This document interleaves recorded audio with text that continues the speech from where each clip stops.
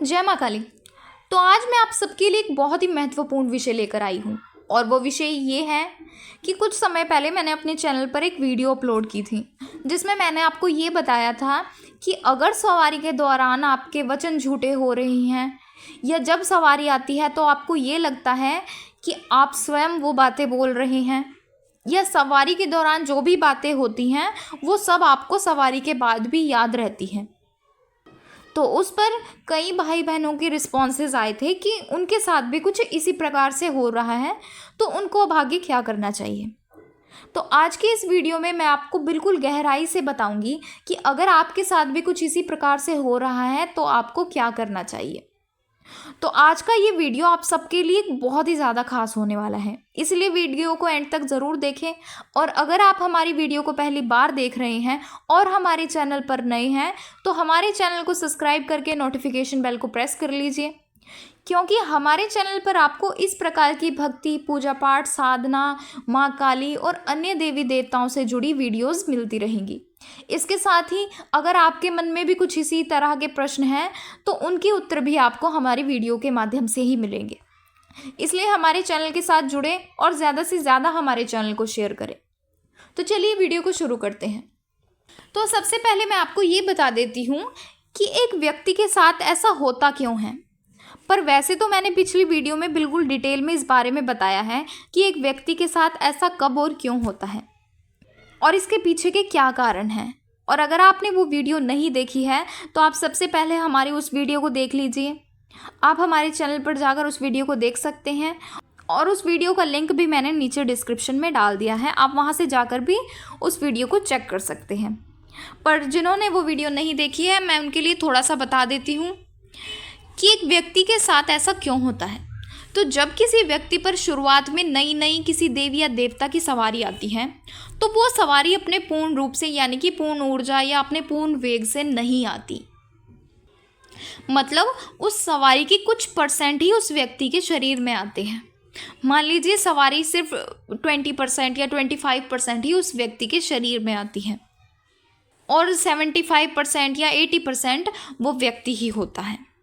तो जिस कारण वो व्यक्ति को सब कुछ याद रहता है और उसको ऐसा लगता है कि जो बात हो रही है वो स्वयं वही बोल रहा है और इसी कारण उस सवारी के वचन भी झूठे हो जाते हैं।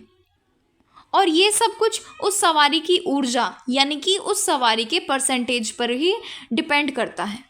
पर जैसे जैसे वो व्यक्ति अपनी पूजा पाठ, सेवा, साधना करता है तो उस सवारी के परसेंटेज धीरे धीरे बढ़ते जाते हैं और फिर जो सवारी वचन करती है वो सब सत्य होते हैं और फिर व्यक्ति को ऐसा कुछ नहीं लगता कि वो जो भी बात हो रही है वो स्वयं बोल रहा है।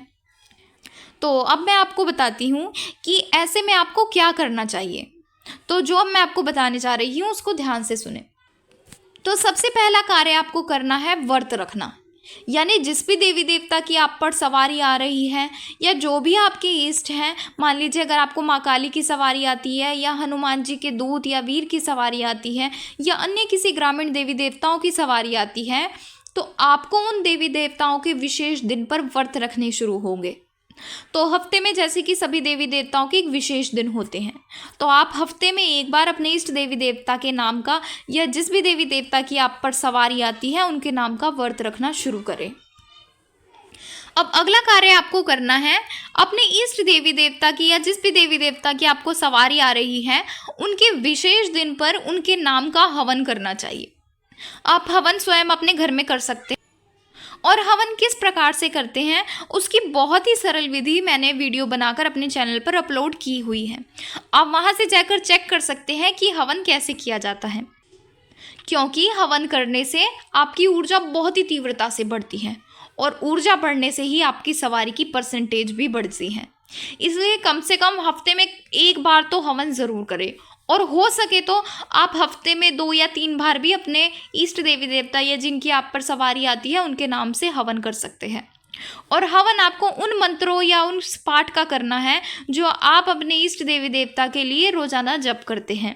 यानी जो आप सुबह शाम जो भी मंत्र जाप या पाठ करते हैं अपने इष्ट देवी देवता का, मतलब जिनकी आपके ऊपर सवारी आ रही है, उसी मंत्र या पाठ से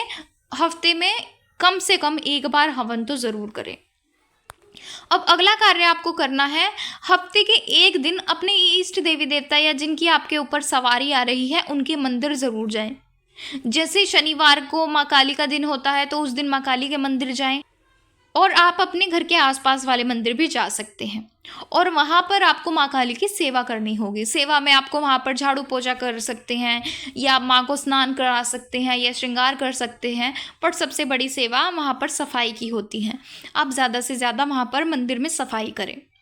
और हो सके तो आप रोज़ाना भी मंदिर जा सकते हैं। और अगर आप रोज़ाना मंदिर जाते हैं तो आपको बहुत ही ज़्यादा अपने इष्ट देवी देवता की कृपा प्राप्त होती है। अब अगला कार्य आपको करना है, कम से कम महीने में एक बार जिनकी आपके ऊपर सवारी आ रही है उस देवी या देवता के सिद्धपीठ मंदिर जाना शुरू करें। अगर आप चाहते हैं कि सवारी के दौरान आपके वचन बिल्कुल सत्य हों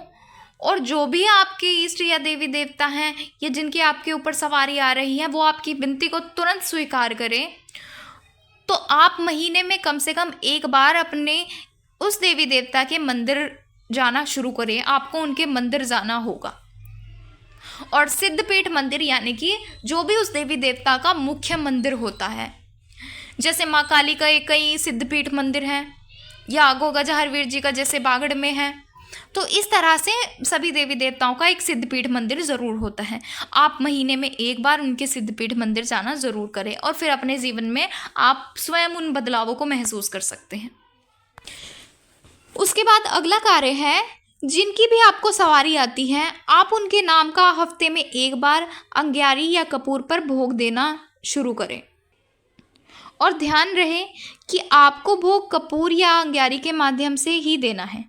यानी कि अग्नि के द्वारा आपको अपने इष्ट देवी देवता को या जिनकी आपके ऊपर सवारी आ रही है उनको भोग देना है। और आप हफ्ते का कोई एक दिन निर्धारित कर सकते हैं या आप उनके विशेष दिन पर उनको भोग दे सकते हैं। तो इस प्रकार से जिनकी भी आपके ऊपर सवारी आती है आप उनको हफ्ते में एक बार भोग देना शुरू करें और सबसे पहले उनको लौंग और बताशे का भोग दें और फिर आपकी जो इच्छा है आप उनको भोग लगाएं, जो भी आप उनको भोग लगाना चाहते हैं, जैसे हलवा, पूरी, खीर या जो भी आपके पास उस समय है। इसके साथ ही उनके सहायक देवी देवताओं को भी भोग दें या अन्य जिन भी देवी देवताओं की आपके ऊपर सवारी आ रही है उन सबको 2-2 लौंग का भोग ज़रूर दें। सहायक देवी देवता यानी कि जो उस मुख्य देवता के साथ चलते हैं, जैसे अगर आप माँ काली को भोग लगा रहे हैं तो आप माँ काली के साथ हनुमान जी और बाबा भैरवनाथ जी को भी ज़रूर 2 लौंग का भोग लगाएं। अब अगला कार्य आपको करना है, जिनकी भी आपको सवारी आती है उनकी साधना करें, क्योंकि साधना से बहुत ही ज़्यादा जल्दी आपकी इष्ट की कृपा आपको प्राप्त होती है और आपकी ऊर्जा में वृद्धि होती है। इसलिए आप चाहे तो 3 दिन की भी साधना कर सकते हैं या 11 दिन की साधना कर सकते हैं या 21 दिन की साधना कर सकते हैं या 41 दिन की साधना कर सकते हैं, पर कम से कम महीने में एक बार अपने इष्ट देवी देवता की या जिनकी आपके ऊपर सवारी आ रही है उनकी साधना ज़रूर करें। आप चाहे तो 3 दिन की साधना भी कर सकते हैं, आप महीने में 3 दिन की साधना कर लें या आप 3 दिन से ज़्यादा की भी साधना कर सकते हैं। आप जितनी ज़्यादा साधना करेंगे उतना आपके लिए अच्छा होगा। इसके बाद अगला कार्य है, आपको रोजाना पूजा पाठ करना है और पूजा पाठ आपके बिल्कुल समय पर होना चाहिए, यानी कि आप कोशिश करें कि एक भी दिन आपका बिना पूजा पाठ के छूटना नहीं चाहिए। आप रोजाना अपने उसी निर्धारित समय पर अपने इष्ट देवी देवता की या जिनकी आपके ऊपर सवारी आ रही है उनकी पूजा करें और ज़्यादा से ज़्यादा उनके मंत्र जाप करें और चलते फिरते उनका नाम जाप करें। इससे बहुत ही तीव्रता से आपकी ऊर्जा में वृद्धि होती है और आपके सवारी के परसेंटेज बढ़ते हैं। उसके बाद अगला कार्य है, आपको सूतक और पातक का भोजन नहीं करना है। और अगर आपकी साधना चल रही है तो साधना के दौरान तो आपको बिल्कुल भी सूतक पातक वाली जगह पर जाना नहीं है, और अगर आपकी साधना नहीं चल रही है तो आप सूतक पातक वाली जगह पर जा तो सकते हैं लेकिन वहाँ का भोजन ग्रहण नहीं कर सकते, क्योंकि ऐसी जगह का भोजन ग्रहण करने से आपकी ऊर्जा में कमी आ सकती है। और जिन व्यक्तियों को नहीं पता कि सूतक पातक क्या होता है तो उनको मैं बता देती हूँ। सूतक यानी कि जब किसी बच्चे का जन्म होता है तो उसको सूतक कहते हैं, और जब किसी व्यक्ति की मृत्यु होती है तो उसको पातक कहते हैं।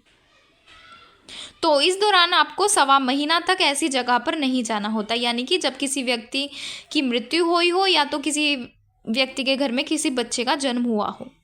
आप ऐसी जगह पर ना तो आप खा सकते हैं, ना ही आप वहाँ का पानी भी पी सकते हैं। अब अगला कार्य है, आपको जिस भी देवी देवता की सवारी आती है उनके विशेष दिन पर आपको ब्रह्मचर्य का पालन करना होगा। तो इस तरह से ये थे कुछ कार्य जिनको आप करने से आपकी ऊर्जा में बहुत ही ज़्यादा वृद्धि होगी। और अगर आपके साथ भी कुछ इसी प्रकार से होता है कि सवारी के दौरान आपको सब कुछ याद रहता है, या सवारी के दौरान जो भी वचन होते हैं वो झूठे हो जाते हैं, या जब भी सवारी के दौरान कोई बात होती है और आपको लगता है कि वही आप बोल रहे हैं, तो आप इन कार्यों को ज़रूर करें और आपके साथ ऐसा होना बंद हो जाएगा। और फिर आपके सवारी के वचन भी सत्य, और फिर आपको ऐसा भी नहीं लगेगा कि जो भी बात हो रही है आप उसको स्वयं बोल रहे हैं। और ऐसा इसलिए होता है जब सवारी की ऊर्जा कम होती है, लेकिन अगर आप इन सभी कार्यों को करते हैं तो आपकी ऊर्जा में कहीं ज़्यादा वृद्धि होगी और फिर आपके साथ इस तरह की समस्याएं बिल्कुल भी नहीं आएंगी। तो इसलिए इन कार्यों को अपने जीवन का एक नियम बना लीजिए कि आपको ये कार्य करने ही करने हैं, चाहे जो मर्जी हो। तो अगर आपको ये जानकारी पसंद आई है तो वीडियो को लाइक करें और ज़्यादा से ज़्यादा इस वीडियो को शेयर करें, ताकि अगर अन्य व्यक्तियों के साथ भी कुछ इसी प्रकार से होता है तो वो भी इन कार्यों को करें और अपनी इस समस्या से बाहर आएँ। और इसके साथ ही अगर आप हमारे चैनल पर नए हैं और हमारी वीडियो को पहली बार देख रहे हैं तो हमारे चैनल को सब्सक्राइब कर लीजिए और नोटिफिकेशन बेल को ज़रूर प्रेस करें, ताकि हमारी हर आने वाली नई वीडियो की नोटिफिकेशन सबसे पहले आप तक पहुँचे। तो चलिए मिलते हैं अगले वीडियो में कुछ नई जानकारी के साथ। जय मां काली।